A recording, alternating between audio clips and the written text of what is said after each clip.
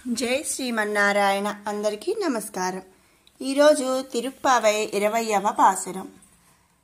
முப்பத்து மூவர் அமரர்க்குமன் சென்று கப்பம் தவிர்க்கும் கலியே துயிலாய் செப்பமுடையாய் திரளுடையாய் சத்தார்க்கு வெப்பங்கொடுக்கும் விமலா துயிலாய் செப்பன்ன மென்முலை செவ்வாய் சிறுமருங்கள் நப்பின்னை நங்காய் திருவே துயிலாய் உக்கமும் தட்டொலியும் தந்துன்மணாலனை இப்போதே எம்மை நீராட்டேலோ రెంబావాయ్.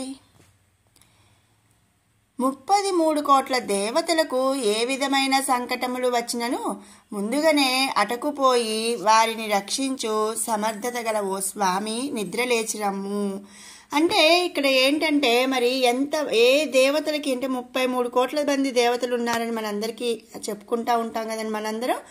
మరి ఆ దేవతల్లో ఎవరికి ఏ కష్టం వచ్చినా కూడా ముందుగానే అక్కడికి వెళ్ళిపోయి రక్షించే సమర్థత గల స్వామి మన శ్రీకృష్ణ పరమాత్మ అంట. ఆయన్ని నిద్రలేచి రమ్మంటున్నారు ఆండాళ్ళ తల్లి. ఆశ్రితులను రక్షించుటకై వారి విరోధులను దునుమాడు బలాఢ్యుడా. మరి తన ఆశ్రయము కోసం అంటే తనని శరణు కోరిన వాళ్ళని మరి వాళ్ళ విరోధులు అంటే మనకి విరోధులు కాకపోయినా మన స్నేహితులు మన దగ్గరికి మన సహాయం కోరి వచ్చిన వాళ్ళ విరోధులతో మరి పోరాడే బలాఢ్యుడు బలం గలవాడు ఆశ్రిత రక్షక ఓ బలశాలి శత్రువులకే అతి దుఃఖమునిచ్చే నిర్మలుడా. మరి నిద్ర నుండి మేల్కొను స్వామి అని చెప్పి స్తుతిస్తున్నారు. మరి ఇలా అంటే మరి పిలుస్తూ పొగుడుతూ స్వామివారిని మరి స్తుతిస్తూ మేల్కొల్పడానికి చూస్తున్నారనమాట. జగన్నాటక సూత్రధారి అయిన ఆ జగన్నాథుని మేల్కొల్పమని నీలాదేవిని కూడా ప్రార్థిస్తున్నారు మన గోపికలు. బంగారు కలసముల వంటి స్తనద్వయమును దొండపండు వంటి అధరములను సన్నని నడుమును కలిగి అతిలోక సుందరముగా విరాజిల్లుచున్న ఓ నీలాదేవి మా అమ్మా, నీవు శ్రీ మహాలక్ష్మీదేవికి సమానురాలవు, కరుణించి నీవైనా మేల్కొనవమ్మా అని చెప్పి మరి గోపికలు ఆండాలు చెప్తున్నారు. మరి అంతే కదా, మనము ఎవరినైనా మరి వాళ్ళ దగ్గర నుంచి సాయం పొందడానికి ఏదైనా మనం వాళ్ళని ఏం చేస్తామంటే మనం చక్కగా పొగుడుతూ ఉంటాం. అట్లాగే ఇక్కడ గోపికలు శ్రీకృష్ణ పరమాత్మని ముందు పిలిచారు. లేవకపోయేటప్పటికీ మరి ఆ తల్లి నీలాదేవిని మరి పొగుడుతూ మరి నువ్వు శ్రీ మహాలక్ష్మీదేవికి సమానమైన రాలువు, నువ్వైనా నా మీద కరుణించి మేల్కొనవమ్మా, మా మీద కరుణించమ్మా అని చెప్పి అడుగుతున్నారు. నేను లేచి మీకేమి చేయవలనందువేమో మరి వినుము. మన స్వామి అయిన శ్రీకృష్ణునకు శరీరముపై చిరు చెమట పట్టినప్పుడు దానిని ఉపశమింపజేయగా వీవన కైంకర్యమును చేయుటకు ఒక దివ్యమైన విసనకర్ర, వీవన అంటే విసనకర్రను ఇవ్వు అని చెప్పి అడుగుతున్నారు. అంటే మరి మనం ఎప్పుడైనా మనల్ని ఎక్కడికైనా నేను వచ్చి ఏం చేస్తానులే, నేను అక్కడికి వచ్చి మరి నేనేం చేస్తాలే అని అంటూ ఉంటాం. నువ్వు ఏమీ చెయ్యకపోయినా పర్వాలేదు, నాకు పలానా అంటే మాట సాయంగా ఉండు, లేకపోతే నాకు ధైర్యంగా ఇట్లా ఉండు అని చెప్పి ఇట్లా అంటూ ఉంటాం కదా. అదే విధంగా మరి నేను లేచి ఏం చేయవాలనులే అని అంటావేమో. మరి స్వామివారికి చిరుచెమట పట్టినప్పుడు మరి విసరటానికి ఒక విసనకర్రను మాకివ్వు తల్లి అని చెప్పి మన ఆండాళ్ళు గోపికలు అడుగుతున్నారు. ప్రబోధ సమయాన స్వామి తిరుముఖ మండలము చూచుకొనుటకు ఒక దివ్య మణిదర్పణము అంటే మణిదర్పణము అంటే అర్థం అన్నమాట. మణులతో నిండిన ఒక అర్థాన్ని ఇవ్వు అని చెప్పి అడుగుతున్నారు. అంతేకాకుండా వీటన్నిటినీ మాకు అనుగ్రహించి స్వామిని మేల్కొలిపి మమ్ము అతనితో కూర్చి మంగళ స్నానము చేయింపుము తల్లి అని చెప్పి అడుగుతున్నారు. మరి నీ అనుగ్రహం ఉన్ననే కదా మా ఈ వ్రతము మంగళముగా పూర్తి కాగలదు అని ఆండాళ్ళ తల్లి నీలాదేవిని వేడుకుంటున్నారు ఈ పాసురంలో. మరి చూడండి, మనం జనరల్గా ఇక్కడ ఎట్లా అంటే ఇప్పుడు మరి ఆయన అనుగ్రహించాలి అంటే ముందు నువ్వు నాకు ఇవన్నీ అనుగ్రహించాలి. ఏంటంటే మరి ఆయన ఇప్పుడు మన పిల్లలు కానీ మన హస్బెండ్ కానీ ఏదైనా మరి వాళ్ళకి ఏం కావాలి అనేది మనకు తెలుస్తుంది కదా. కాబట్టి మరి నువ్వు నీ స్వామిని కొంచెం మాకు పూజ అంటే పూజించుకోవడానికి స్తుతించుకోవడానికి మా దగ్గరికి లేపమ్మా, మాకు లేపి పంపించమ్మా అని అంటూ ఇట్లా అంటే మరి నేనేం చేయాలి, నేను లేచి ఏం చేస్తాలే, నన్ను లేపుతున్నారు మీరు, ఆయన్నే లేపుకొని తీసుకెళ్ళండి అని అంటారేమో.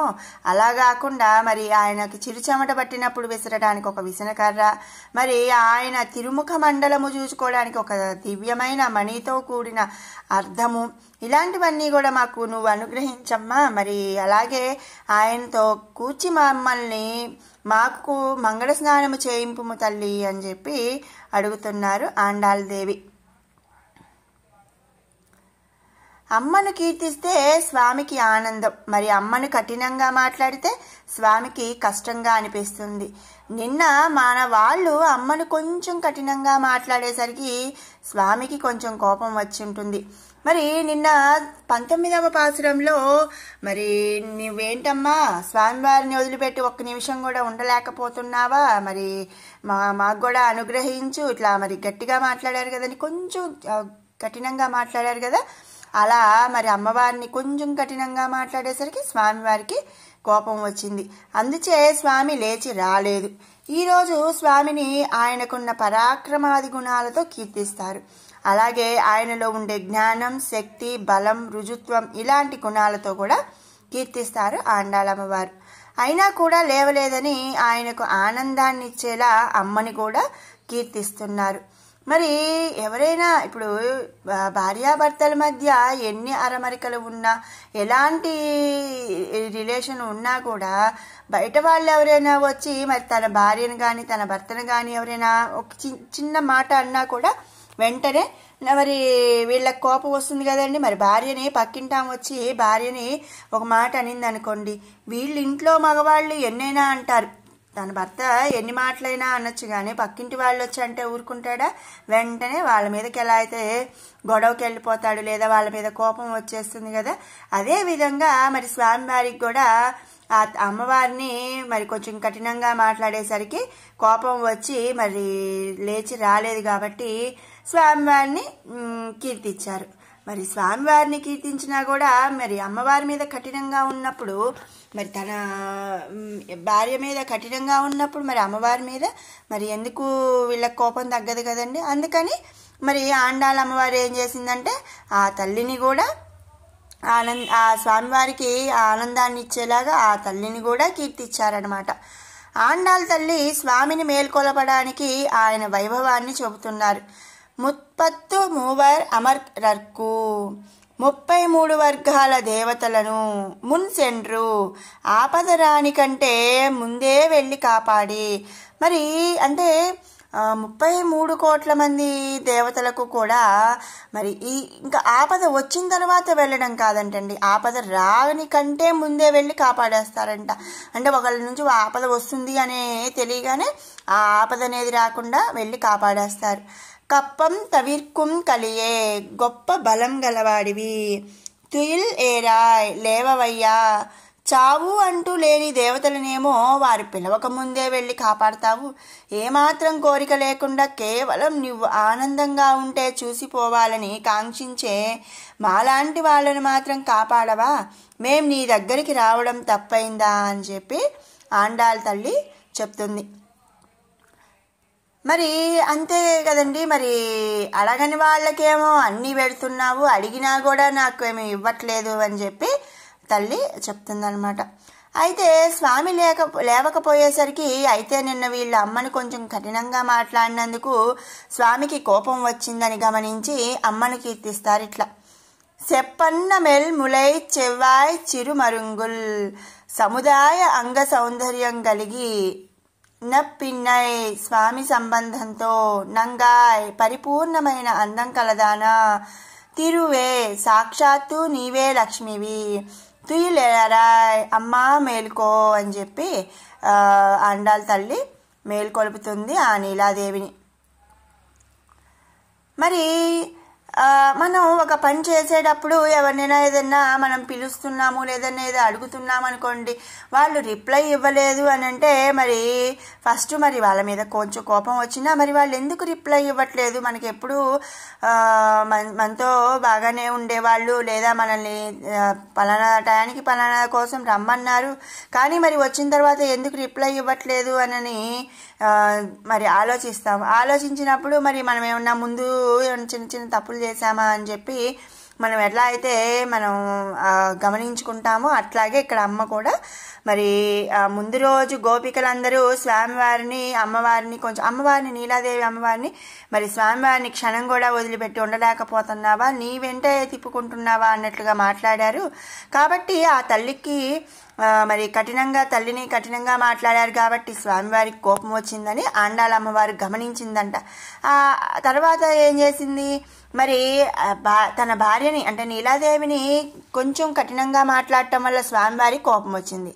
మరి అలాగే మరి ఆ తల్లిని కీర్తిస్తే స్వామివారికి ఆనందం కలుగుతుంది. మరి ఇక్కడ స్విచ్ ఉంటే అక్కడ లైట్ ఉంటుందని అంటాం కదా, అదే విధంగా మరి తల్లిని కఠినంగా మాట్లాడితే ఇక్కడ కోపం వచ్చింది, అక్కడ కీర్తిస్తే ఇక్కడ ఆనందం వేస్తుంది అనమాట. అది గమనించిన ఆండాళ్ళమ్మవారు మరి తల్లిని కూడా ఈ విధంగా పొగిడిందనమాట. వీళ్ళ ప్రార్థనకి అమ్మ కరిగి లేచి వీళ్ళ దగ్గరకు వచ్చి ఏం కావాలరా అని అడిగింది. ఉక్కముం స్నానానికి తర్వాత మాకు స్వేదం ఏర్పడితే దాని అపనౌదనానికి విసనకర్ర కావాలి. తట్టొలియం స్నానం తర్వాత అలంకరించుకోవడానికి ఒక నిలువుట అద్దం కావాలి. తందు ఈ రెండు ఇచ్చి ఉన్మనాలనే నీ స్వామిని ఇప్పుడే ఎమ్మై మాతో కలిపి నీరాడించు. ఇలా అడగటం మనకు కొంచెం ఎలాగో అనిపిస్తుంది కదండి, మరి అంతే కదా. ఎవరో భర్తని మరి నీ భర్తని నువ్వే మాతో మంగళ స్నానానికి రెడీ చెయ్యమ్మా అంటే కొంచెం ఎలాగో అనిపిస్తుంది. మరి బాహ్యంగా చూస్తే తప్పు కదా అనిపిస్తుంది, కానీ దోషం ఏమీ లేదనమాట. పురుషుడు ఆయన ఒక్కడే, మిగతా జీవవర్గం అంతా ఆయనకు చెందిందే. అందులో కొందరు ముందు ఉన్నవారుంటే కొందరు వెనుక ఉన్నవారుంటారు. ముందున్నవారు వెనక వాళ్లకు మరి మార్గనిర్దేశం చేస్తారనమాట. అక్కడ పరమపదంలో నిత్యసూర వర్గానికి చెందిన వాళ్ళలో మొదటిదైన లక్ష్మీదేవి ఆ తత్వాన్ని తెలిసిన వారు, ఆ తత్వాన్ని సరిగా చూపగలిగిన వారు. మనం కొత్తగా ఒక ఊరికి వెళ్ళి అక్కడ చెరువులో స్నానం చేయాలంటే ఆ ఊరి గురించి బాగా తెలిసిన వారి సలహాతో చేస్తాం కదా, అదే విధంగా ఇక్కడ జరుగుతుందన్నమాట. కులశేఖర ఆళ్వారు పరమాత్మను గురించి చెబుతూ ఈ విధంగా చెప్పారు. హరిసరస్సివి గాహ్య ఆపీయ తేజో జలౌగం భవమరు పరిభిన్న ఖేద మధ్య యజామి. హరి అనేది ఒక్క గొప్ప సరస్సు, సంసార తాపాన్ని తొలగించగలిగేది అదే. అందులో అందరూ మునగాల్సిన వాళ్లే, తాపం తగ్గాలనుకునే వాళ్ళందరూ కూడా అక్కడే మునగాలి. వీళ్ళు వాళ్ళు అని నియమం అనేదే లేదు. జీవులమైన మనకు కానీ పరమపదంలోని నిత్యసూరులకు కానీ ఉన్నది ఒకటే ఒక సరస్సు, అదే హరి అనే నామం అన్నమాట. అందులో మునిగితే ఈ సంసారంలో ఉన్న తాపమంతా కూడా తొలగిపోతుంది. ఆ హరి సరస్సు గురించి తెలిసిన దానివి నీవు మార్గం చూపిస్తే మేం దాంట్లో ప్రవేశించగలం అని చెప్పి అమ్మ ఆండాళ్ళ తల్లి నీలాదేవిని అదే కోరుతుంది. అంతేగాని మనం బాహ్యంగా మరి మనం ఆలోచించకూడదు. ఇక్కడ స్వామివారు హరి అనే ఒక సరస్సు, గొప్ప సరస్సు, ఆ సరస్సులో మునిగి మరి ప్రవేశించి వాళ్ళకి మార్గం చూపించమని చెప్పి ఆండాళ్ళ తల్లి నీలాదేవిని కోరింది.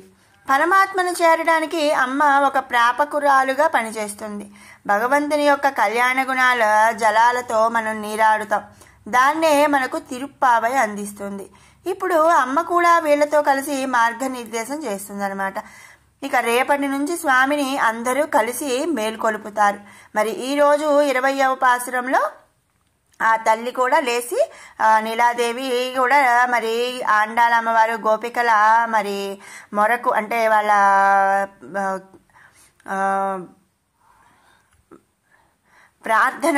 ప్రార్థనకు కరిగిపోయి నీలాదేవి కూడా లేచి వచ్చింది వీళ్ళతో కలిసి.